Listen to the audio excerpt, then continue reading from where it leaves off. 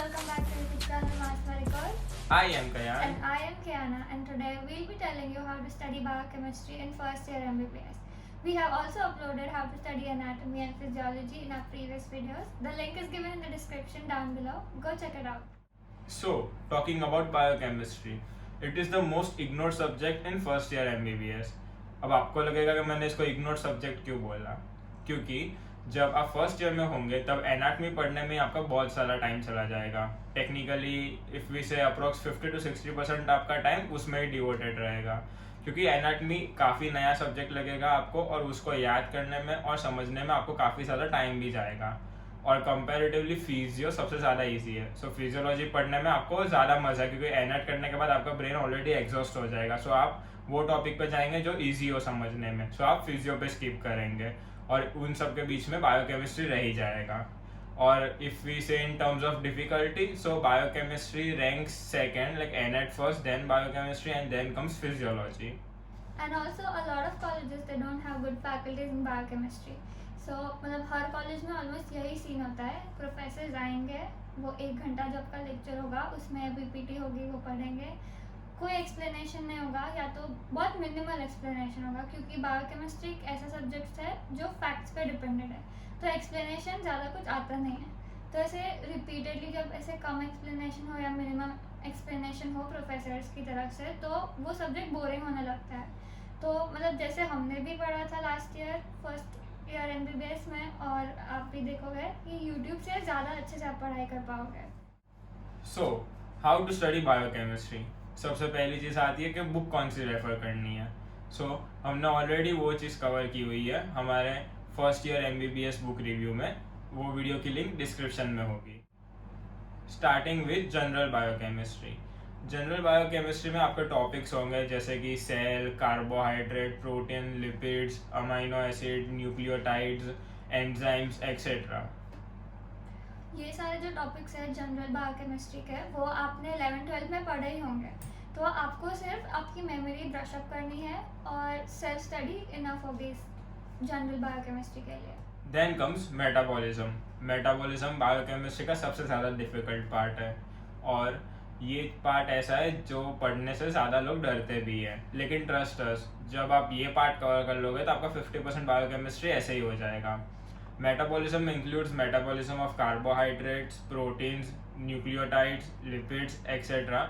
और ये चीज़ आपको पढ़नी कैसे है.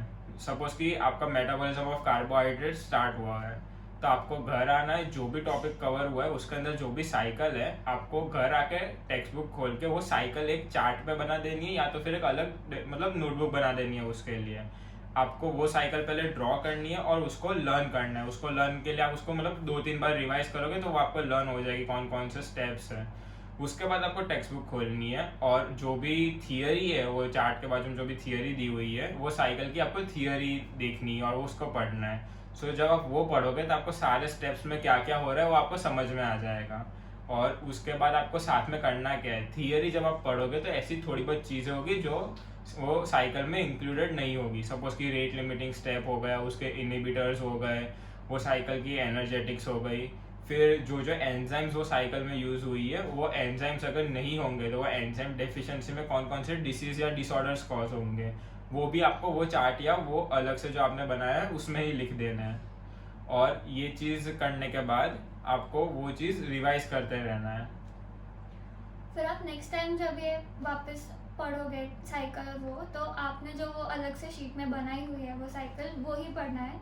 जो टेक्स्ट दिया हुआ है टेक्स्ट बुक में वो मत पढ़ना, क्योंकि आपके पास उतना टाइम नहीं होगा और फिर उसकी ज़रूरत भी नहीं होगी. मतलब आप अपने वर्ड्स में आपको जो समझ आया वो आप लिख सकते हैं एग्जाम में.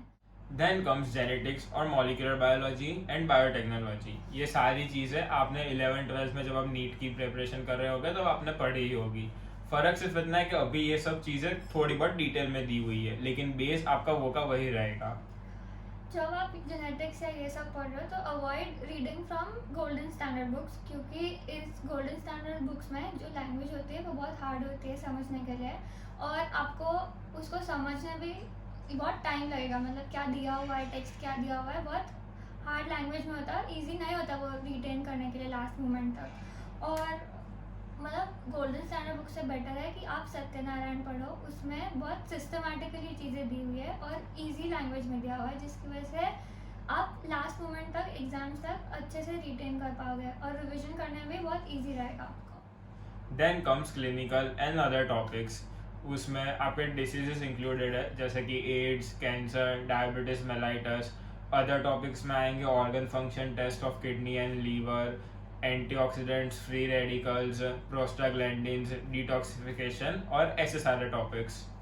ये सारे जो टॉपिक्स है ये सब में ऐसे साइकिल्स और वो सब ज़्यादा इंक्लूडेड नहीं है और थ्योरी बेस्ड ज़्यादा है, तो आपको ऐसे अंडरस्टैंड करके याद रखने में इजी होगा।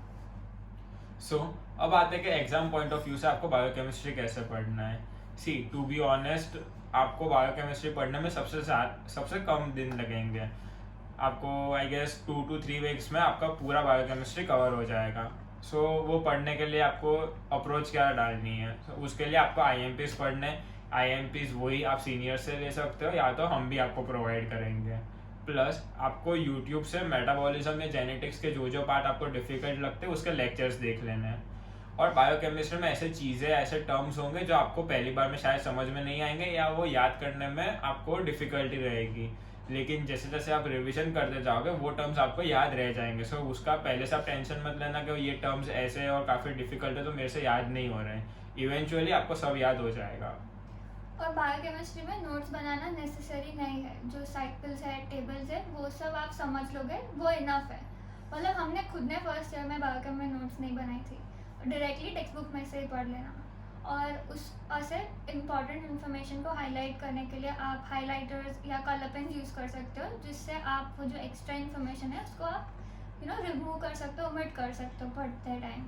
बस इतना कर लोगे फिर you are good to go. So this is it for today's video. We hope you enjoyed it.